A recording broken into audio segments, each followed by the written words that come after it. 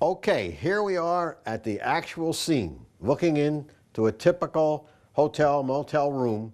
We're going to be spending time inside, learning where and how to inspect and areas that need to be treated. Before we go inside, though, we need to do some thinking. First, you need some information. Are you treating the right rooms? And keep in mind, you're not only going to do this, but the one on either side, above it, and below it. Now, yourself, you need to be protected.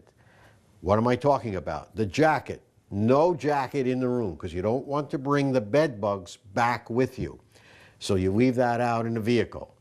Next thing, I wear, and I strongly suggest it, chemically resistant gloves because you're going to be touching personal things, whether it's in a hotel, motel room or somebody's private home, and you just don't want to expose yourself to any extra dangers. Now, when you go into the room and you smell a bed bug smell, which to me smells like sheets that haven't been changed on a hot summer day for about a month, really repulsive, or you see bed bugs moving around, go right back out of that room and get a full Tyvek suit. Have it ready and put it on. I'm not kidding you. You don't want to bring the bed bugs home. Now, why would you bring the bed bugs home?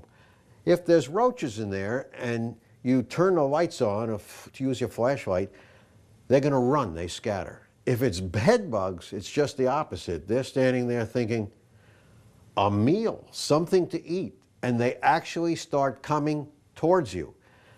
Then it's a little bit too late to think, gee, I should have put the Tyvek suit on. So keep that in mind. Also, always have a strong flashlight, tools that you'll see that we'll be using inside. So let's give it a go. Here we are in the room. We are going to take a slow panoramic view of the entire room, the major section where the bed bugs most likely would be.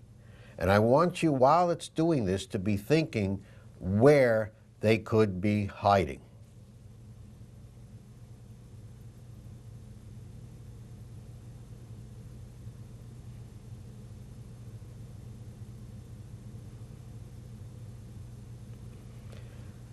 Great. Now what we're going to do is go back, see how well you did, and point out specific high-risk areas where bed bugs do hide. Before we begin the actual inspection and treatment, we have to have some kind of a system. There's no way, in most cases, you're going to find every possible spot those bed bugs hide.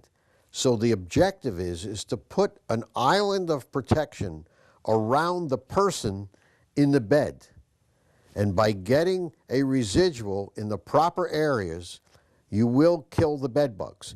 Now, they're pretty smart in finding you. Remember, it's heat and possibly CO2 that's attracting them to you. I've seen them go up the wall or come out a crack near the ceiling, come across the ceiling, and drop down right next to you or on your body and begin to feed. So even pulling the bed away from the wall is not going to work.